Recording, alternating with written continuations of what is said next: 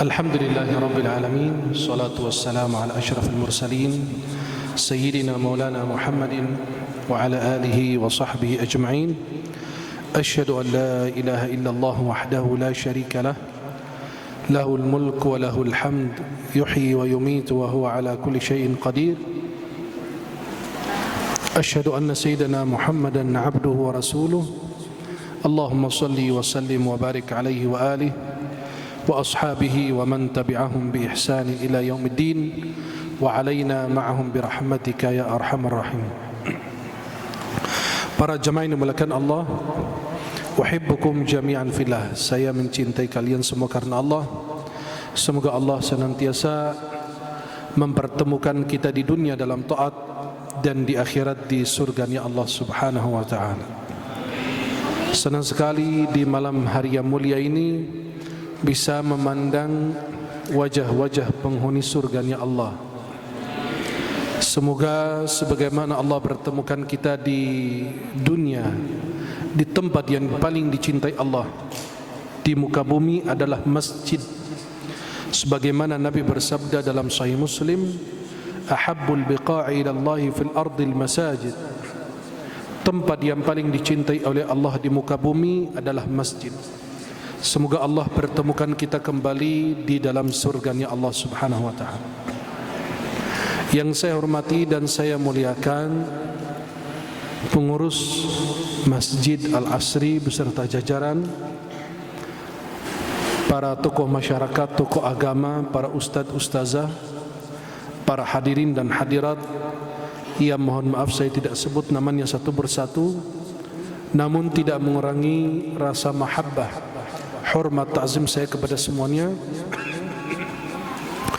Semoga kita tergolong hamba yang diridai dan diberkahi Allah Subhanahu wa ta'ala.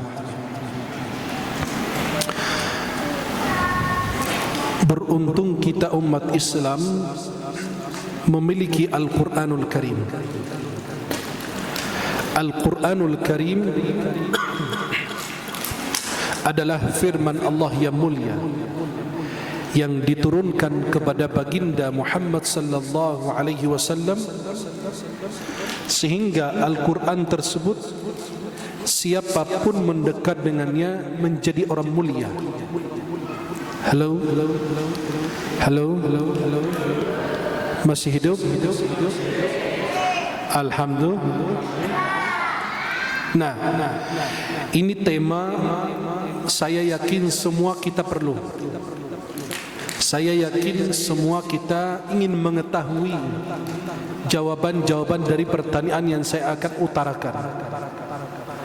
Maka coba waktu kita berada di masjid, kita khusyuk mendengarkan agar kita benar-benar bisa menjawab pertanyaan yang ada di dalam hati dan pikiran kita. Saya yakin pertanyaan ini ada di dalam hati kita semua, dan kita semua ingin mendengarkan jawaban dari pertanyaan-pertanyaan tersebut. Maka Al-Quranul Karim adalah firman Allah yang mulia. Siapapun mendekat dengannya akan menjadi orang mulia.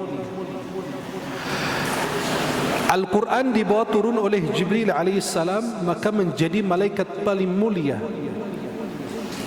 Al-Quran diturunkan kepada Nabi Muhammad, maka menjadi Nabi yang paling mulia. Al-Quran diturunkan di bulan Ramadan, menjadi bulan mulia sampai satu-satunya bulan yang disebut oleh Allah dalam Al-Quran adalah bulan Ramadan. Allah berfirman, "Syahrul Ramadan alladhi unzila fihi al-Quran." Di bulan Ramadan Allah Subhanahu wa ta'ala turunkan Al-Quran kepada kita. Maka karena Allah turunkan Al-Quran di bulan Ramadan, maka menjadi bulan yang paling mulia. Dan Al-Quran diturunkan kepada umat Nabi Muhammad, maka menjadi umat yang paling mulia. Allah berfirman, kuntum khaira ummatin ukhrijat linnas. kalian adalah umat terbaik. Berdasarkan hadis Rasulullah riwayat Imam Tirmidzi dalam sunan beliau, bahwasannya Nabi bersabda, kalian penyempurna daripada 70 umat. Kalian penyempurna daripada 70 umat, sehingga kalian adalah umat terbaik di antara 72 umat tersebut. Maka siapapun mendekat dengan Al-Quran, baik dia sebagai membaca,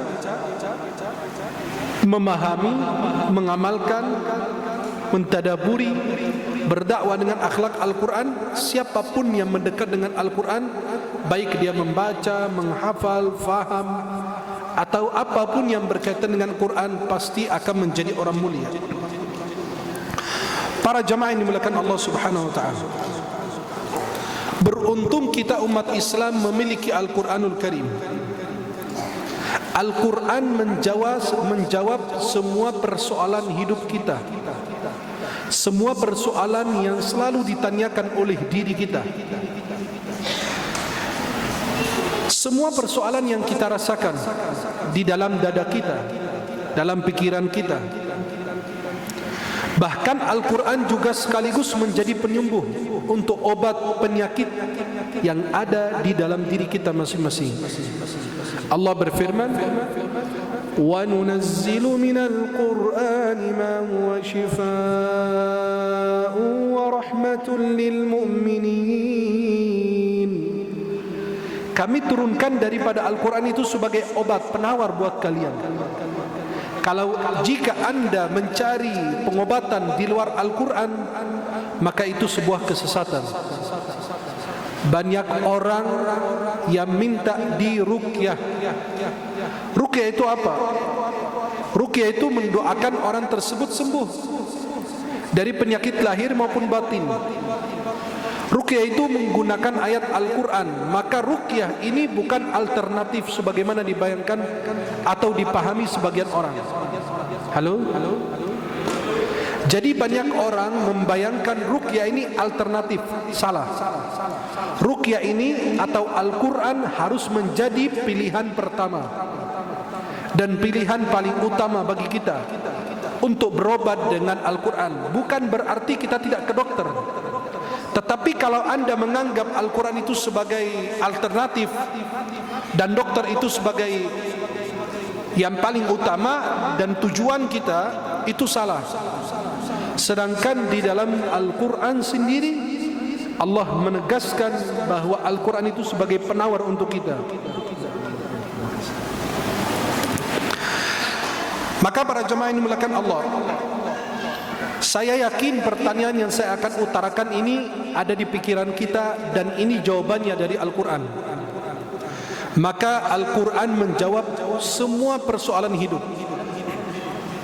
Pertanyaan pertama yang selalu terbayang dalam pikiran kita dan hati kita, mengapa kita diuji oleh Allah? Halo?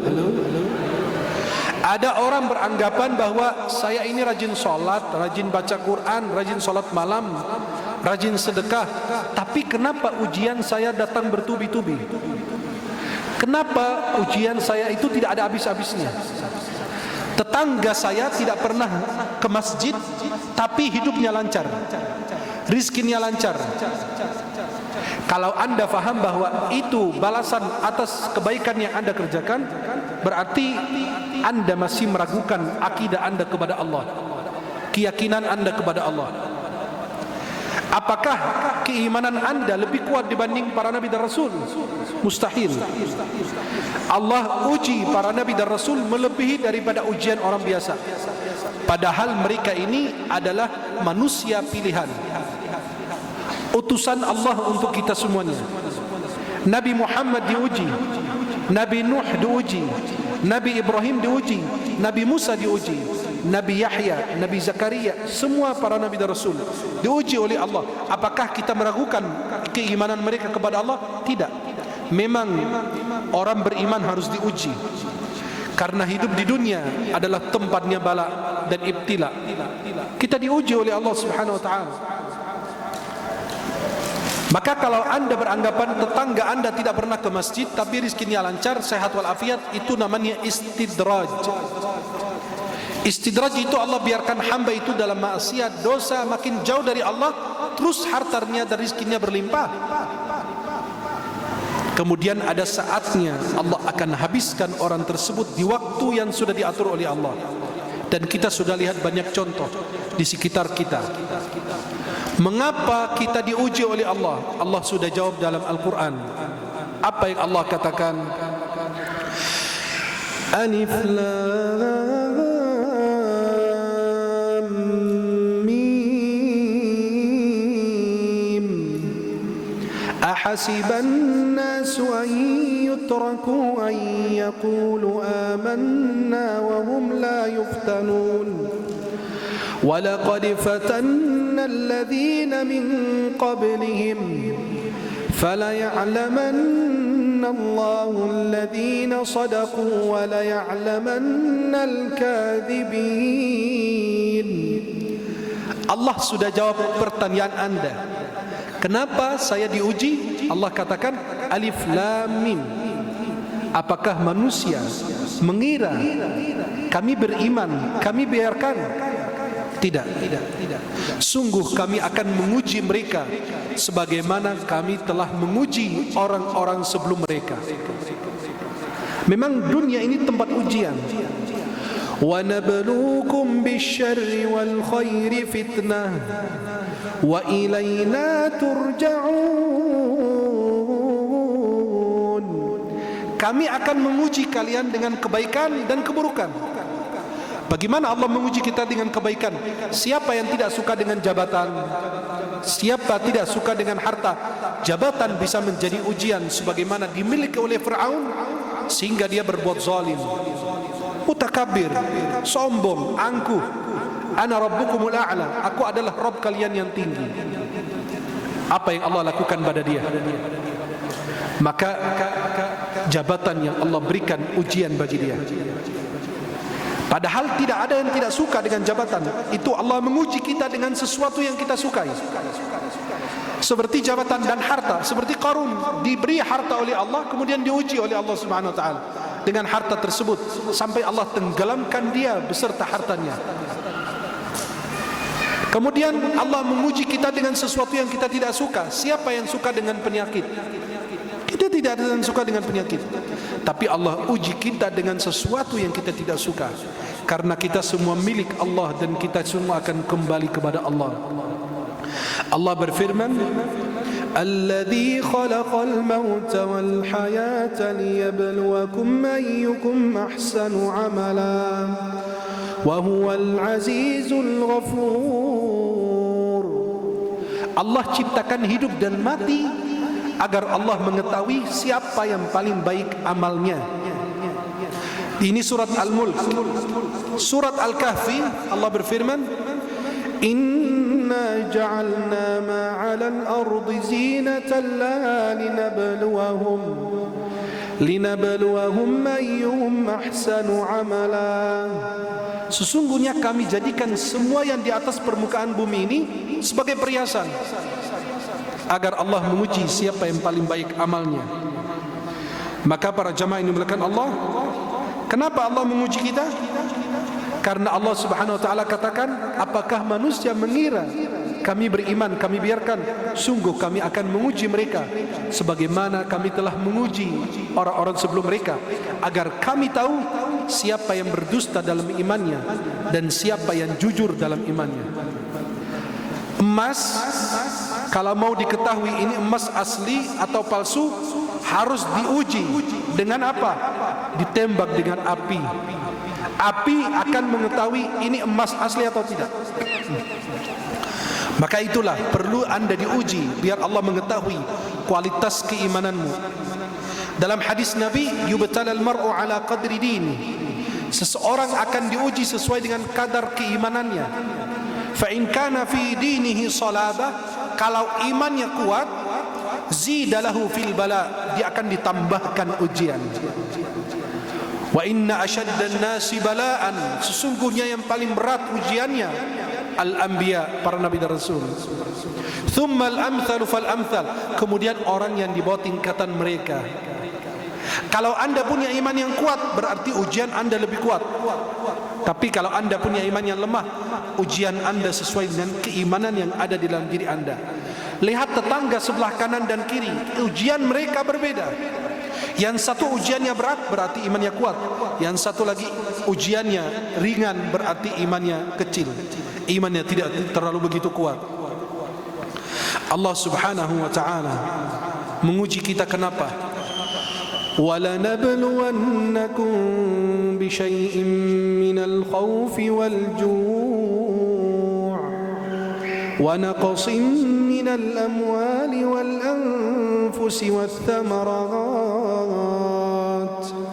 وَبَشِّرِ الصَّابِرِينَ الَّذِينَ إِذَا أَصَابَتْهُم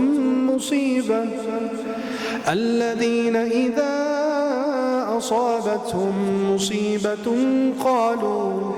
قالوا إنا لله وإنا إليه راجعون. Allah akan menguji kita dengan apa? Sedikit ketakutan. Coba lihat gempa yang terjadi di Turki, gempa yang terjadi di Suriah. Gempa kalau sebentar aja rasa ketakutan aja. Sekitar beberapa bulan yang lalu atau setahun yang lalu kita rasakan gempa di Jakarta, sampai orang pada lari di jalanan. Saya bilang baru goncangan sedikit aja sudah pada lari. Gimana idza zulzilatil ardu zilzalaha? Gimana goncangan-goncangan yang lebih dahsyat, goncangan-goncangan yang menghancurkan segala-galanya.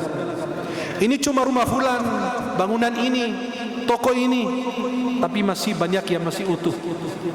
Tapi subhanallah, idza zulzilatil ardu zilzalaha wa akhrajatil ardu athqalaha, sampai manusia kaget. Wa qala al-insanu ma laha, apa yang terjadi pada bumi?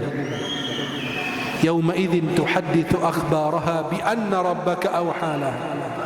Yauma idzin yasduru an-nasu ashtatan liyuraw a'malahum. Faman ya'mal mithqala dharratin khayran yara wa man ya'mal mithqala dharratin syarran yara. Allah Subhanahu wa ta'ala uji kita dengan sedikit ketakutan. Wal ju', sedikit kelaparan kita rasakan pada saat pandemi, sampai orang pinjam untuk beli beras. Saking kita subhanallah, virus dahsyat, virus ajaib, membuat goncangan di dunia, dan masih terasa oleh banyak negara sampai saat ini. Wa naqsim minal amwal, kekurangan harta, seperti yang kita alami setiap saat. Wal anfusi wath thamarat, dan kekurangan jiwa. Lihat pada saat Covid, berguguran dalam sehari puluhan orang, ratusan orang di seluruh dunia, sampai angka kematian luar biasa. Wal anfusi wath thamarat, kekurangan buah-buahan. Tuh, kalau tanaman itu ada penyakit sedikit saja, habis tanamannya, tidak akan berbuah. Dan semua itu dengan izin Allah. Dan Allah katakan, wa basyiris sabirin, sampaikan kabar gembira kepada mereka yang bersabar. Dan mereka apabila dapat musibah, mereka mengucapkan inna lillahi wa inna ilaihi raji'un. Coba pertanyaan kedua dari kita, kenapa aku tidak mendapat apa yang aku inginkan? Kenapa saya tidak mendapatkan apa yang saya harapkan dari Allah? Allah Subhanahu wa ta'ala berfirman, wa 'asa an takrahu syai'an wa huwa khairul lakum. Bisa jadi kamu membenci sesuatu, ya, padahal itu terbaik untukmu.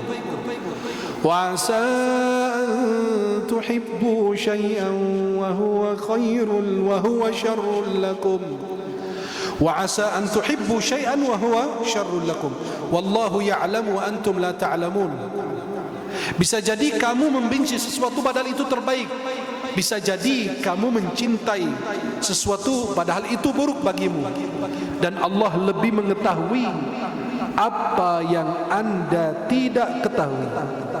Halo? Berapa tahun yang lalu ada pesawat jatuh di Indonesia. Ada orang yang sudah punya, dia sudah datang ke bandara, kemudian dia sudah pegang boarding. Artinya boarding itu naik pesawat. Subhanallah, dia sudah punya boarding dan tidak bisa naik pesawat. Ada sebuah penghalang sehingga pesawat itu terbang, dan boarding itu masih ada di tangannya. Betapa sedihnya orang itu ketinggalan pesawat yang mungkin bagi kita kehilangan uang 1 juta atau 1,5 juta bagi kita berharga.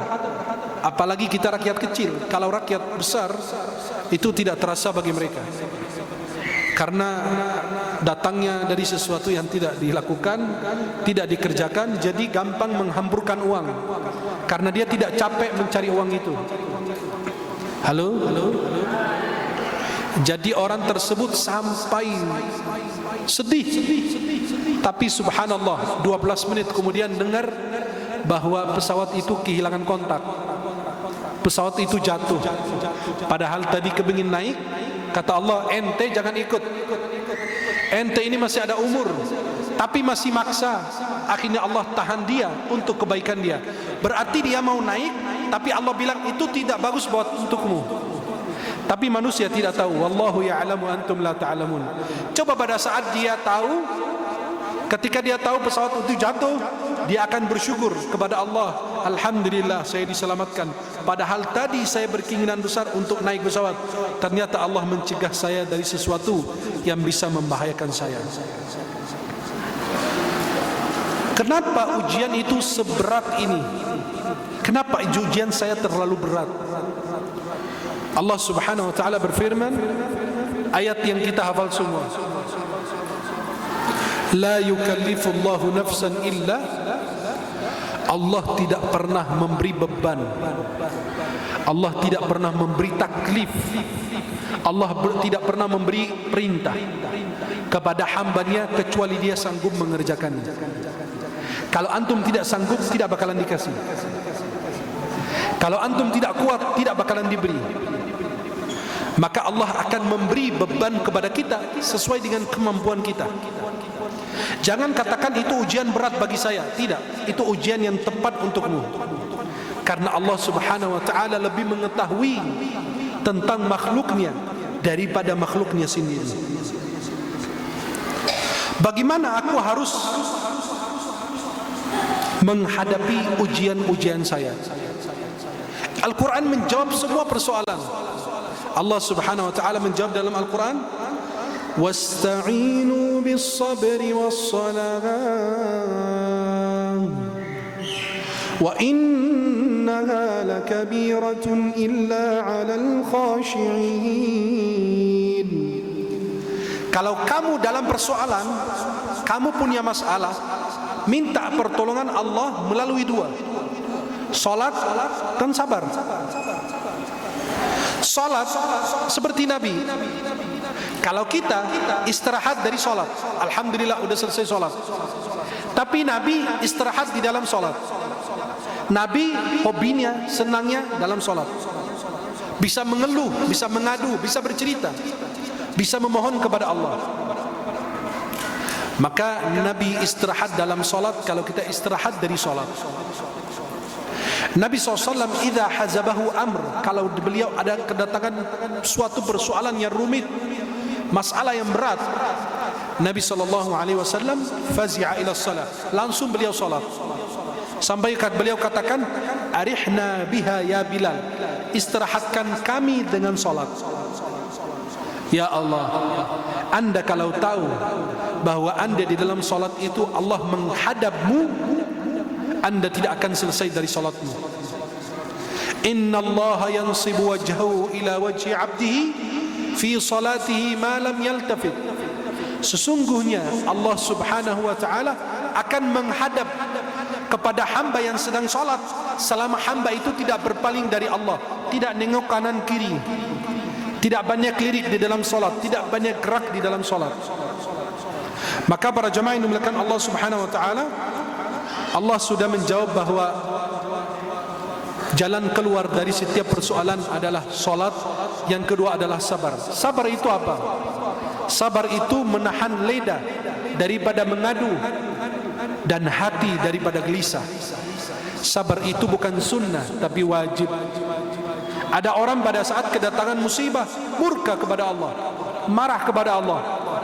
Dan ada orang yang tingkatan tertinggi pada saat dapat musibah, bukan dia bersabar tapi dia ridha kepada Allah Subhanahu wa taala. Ridha dengan ketentuan Allah, ridha dengan takdir Allah Subhanahu wa taala. Apa yang aku dapat kalau aku diuji berat-berat seperti ini? Aku dapat apa? Allah Subhanahu wa taala sudah menjawab pertanyaan tersebut di dalam surat At-Taubah ayat 111, surat yang ke-9. Surat At-Taubah surat ke-9 ayat 111. Apa yang aku dapat? Kata Allah, Inna Allah ashtara minal mu'minina anfusahum. Inna Allah ashtara minal mu'minina anfusahum wa amwalahum. Ishtara minal mu'minina anfusahum wa amwalahum bi anna lahumul jannah. Sesungguhnya Allah Subhanahu wa taala membeli jiwa kita, diri kita ini, dan harta kita, dan balasannya adalah surganya Allah. Banyak orang mengorbankan nyawanya untuk agama Allah, untuk Allah, hartanya di jalan Allah, sehingga Allah akan balas bi anna lahumul jannah. Allah janji untuk mereka ada surga bagi orang-orang tersebut. Kepada siapa aku berharap? Aku ini dalam ujian, aku dapat surga. Terus kepada siapa saya berharap? Kata Allah dalam Al-Quran, surat At-Taubah surat ke-9 ayat 129, Hasbiyallah la ilaha illa huwa alaihi tawakkal wa huwa rabbul arshil azim. Allah yang akan mencukupi aku dalam segala hal. Hasbi Allah. Maka kita kalau merasakan kezaliman atau terzalimi atau kita dizalimi oleh orang lain, kita cukup mengucapkan hasbunallahu ni'mal maula. Allah yang akan mencukupi saya. Enggak usah panjang lebar doa, cukup itu saja. Hasbunallah artinya apa? Allah yang mencukupi saya. Ente berbuat zalim kepada saya, Allah mencukupi saya. Dan Allah sebaik-baik penolong. Selesai. Maka ada seorang khalifah, penguasa, masuk ke penjara bersama anaknya. Di tengah malam anak bertanya, "Ayah, kok dari istana yang megah, pelayanan, makanan, tempat tidur yang enak, kok bisa kita berada di penjara?" Apa kata ayahnya? "Nak, itu bisa jadi doa orang yang kita zalimi, orang yang terzalimi di tengah malam sampai dia tembus 7 lapis langit menuju Allah Jalla Jalaluhu, sehingga Allah mendengar doanya, dan inilah waktu balasannya bagi kita." Maka doa orang yang terzalimi tidak bakalan Allah lupa. Allah pasti simpan pada saat yang Allah tentukan. Maka hati-hati, kezaliman adalah kegelapan di hari kiamat. Allah sendiri haramkan kezaliman bagi dirinya. Masa anda makhluk berbuat zalim? Allah itu maha adil, sampai Allah bisa menolong negara yang adil walaupun kafir.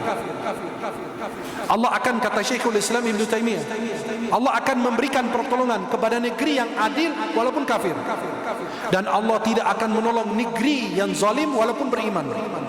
Bayangkan, coba lihat, Allah bersama sifat adil walaupun yang melakukan keadilan orang adalah orang kafir, dan Allah menantang mereka yang berbuat zalim walaupun mereka orang beriman. orang yang sujud di hadapan Allah Subhanahu wa taala. Kemudian para jamaah yang dimuliakan Allah, banyak orang kalau dapat ujian mengatakan aku tidak sanggup, aku sudah putus asa. Allah sudah gambarkan dan Allah sudah jawab dalam Al-Quran, dalam kisah Nabi Yusuf. Ya bani yadhabu fatahassasu min Yusuf wa akhi wa la tayasu min rauhillah innahu la yayasu min rauhillah innahu la yayasu min rauhillah illa alqaumul kafirun. Di surat Yusuf ayat 87 Allah katakan tentang cerita Nabi Yakub. Kata Nabi Yakub, kan anak-anaknya bilang, kami kehilangan Yusuf dan Bunyamin. Kata ayah mereka, wahai anak-anakku, pergilah cari berita dan kabar tentang Bunyamin dan Yusuf, dan jangan kalian berputus asa dari rahmat Allah. Sesungguhnya yang putus asa dari rahmat Allah hanya orang-orang kafir. Na'udzubillah min zalik. Apakah masalah saya ini akan berlalu? Apa terus menerus aku dapat ujian? Allah Subhanahu wa taala berfirman dalam surat Al-Insyirah ayat 5 dan 6, fa inna ma'al usri yusra, inna ma'al usri yusra. Sesungguhnya bersama kesulitan ada kemudahan. Bukan sesudah kesulitan ada kemudahan, tidak, tetapi bersama kesulitan datang kemudahan. Kalau kita mempermudah, Allah permudah. Saya punya toko, saya bilang sekarang tokonya kurang bagus, penghasilannya kurang bagus. Tidak. Jangan menyatakan hal demikian. Kenapa? Kalau kita mempermudah, kita setiap malam punya harapan kepada Allah, insya Allah besok akan banyak pelanggan datang. Besok restoran saya banyak orang datang makan. Jadi kita mendepankan yang baik sangka kepada Allah. Allah berfirman dalam hadis kudusi, ana inda dhanna 'abdi bi, aku bersama hamba selama hamba itu berbaik sangka kepada Allah.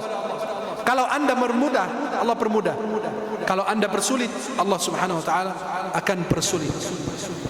Para jamaah yang dimuliakan Allah Subhanahu wa taala, bagaimana agar rizki saya tidak tersendat, agar rizki saya lancar? Allah sudah kasih jawaban. Saya berharap semua jamaah kalau bisa pulang baca ayat ini, hafal ayat ini, baca artinya. Surat At-Talaq. Surat At-Talaq. Surat At-Talaq ini surat yang ke-65. Surat At-Talaq surat 65 di juz 28 ayat 2 dan ayat 3. Kalau anda mau rizki anda lancar, amalkan ayat ini. 2 ayat. Halo. Masih hidup? Alhamdulillah. Jadi kalau anda mau rizkinya lancar, amalkan surat At-Talaq surat 65 ayat 2 dan ayat 3. Apa kata Allah? Wa man yattaqillaha yaj'al lahu makhraja. Barang siapa bertakwa kepada Allah, Allah akan bukakan pintu keluar dari setiap persoalan yang dihadapi. Kenapa pintu itu tutup? Bisa jadi ketakwaan kita masih kurang. Bisa jadi kita masih interaksi dengan riba. Kita masih ada hal-hal yang haram. Maka wajib kita menyelesaikan persoalan ini sehingga Allah kasih jalan keluar. Wa man yattaqillaha yaj'al lahu makhraja wa yarzuqhu min haitsu la yahtasib. Kalau anda bertakwa, mendepankan ibadah, ketakwaan, zikir, Al-Quran di atas segalanya, Allah berikan rizki kepada hamba tersebut dari arah yang tidak diduga-duga, yang tidak disangka-sangka. Anda tidak nyangka ada rezeki dari situ, ternyata datang juga. Yang penting Anda bertakwa kepada Allah. Wa may yatawakkal 'ala Allahi fahuwa hasbuh. Barang siapa bertawakal kepada Allah, yakin percaya kepada Allah, maka Allah akan berikan kecukupan bagi orang tersebut. Bagaimana walaupun saya dengar dari tadi banyak harapan-harapan, tapi saya manusia, kadang-kadang merasakan kesedihan. Bagaimana saya mengatasi kesedihan yang saya hadapi?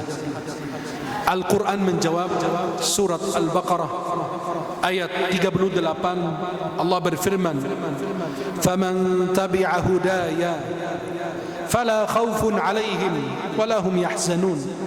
Barang siapa mengikuti petunjuk Allah, Al-Quran, agama, ajaran Rasulullah, maka tidak ada rasa takut dan tidak ada rasa sedih bagi mereka yang merasakan kesedihan. Siapapun punya rasa kesedihan, dia bisa menghilangkan kesedihannya, bisa membayar hutangnya dengan satu doa dari Rasulullah. Ada doa kalau kita punya hutang, punya kesedihan, kalau bisa dihafal doa ini, ada di zikir pagi dan petang. Doanya mungkin sebagian kita hafal. Allahumma inni a'udzu bika minal hammi wal hazan wal ajzi wal kasal wal jubni wal bukhl wa a'udzu bika min ghalabati ad-daini wa qahrir rijal. Jelas? Boleh baca bersama-sama? Allahumma inni a'udzu bika minal hammi wal hazani wal ajzi wal kasali wa a'udzu bika minal jubni wal bukhli wa a'udzu bika min ghalabati ad-daini wa qahrir rijal. Itu diamalkan setiap pagi dan sore, dan baca doa bismillahilladzi la yadurru ma'asmihi syai'un fil ardi wala fis sama' wa huwas sami'ul alim dalam sehari 6 kali, 3 kali pagi hari, 3 kali sore hari. Bismillahilladzi la yadurru ma'asmihi syai'un fil ardi wala fis sama' wa huwas sami'ul alim. Dengan doa ini tidak ada yang bisa membahayakanmu pada hari itu saja. Mudah-mudahan Allah senantiasa memberikan rahmatnya, ampunannya kepada kita semuanya. Mudah-mudahan kita dipertemukan di dunia dalam taat dan di akhirat di surganya Allah. Amin ya rabbal alamin. Mudah-mudahan yang saya sampaikan bermanfaat. Aqulu qawli hadza wa astaghfirullah li wa lakum. Wassalamu alaikum warahmatullahi wabarakatuh. Warahmatullahi wabarakatuh. Terima kasih.